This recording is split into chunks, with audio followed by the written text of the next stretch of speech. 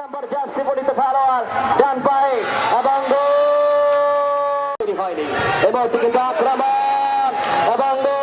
তিনি প্রস্তুত। এদিকে প্রস্তুত গোলরক্ষক শিবগঞ্জ উপজেলার কাশেম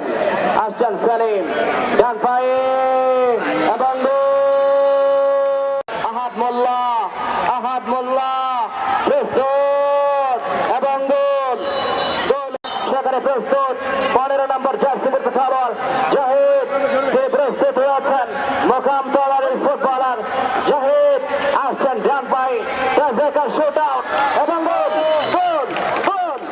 আজকের এই শ্বাসরুদ্ধকর ম্যাচে প্রস্তুত সুমন এবং মোকাম তলার উচ্চবিদ্যালয় সুমন এবং আরো একটা গোল হয়ে গেল। আলম স্থানীয় সরকার পল্লী উন্নয়ন এবং সমবায় মন্ত্রণালয়ের মাননীয় প্রতিমন্ত্রী তারা পুরস্কার প্রদান করবেন এবং কিন্তু গোলবার অতিক্রম করে মাঠের বাইরে যে উদ্দীপনার মধ্য দিয়ে আজকের এই প্রাণবন্ত ফুটবলের লড়াই যে কোনো মুহূর্তে রেফারি লম্বা বাঁশি বাজিয়ে জানান দিয়ে দিবেন খেলা শেষ।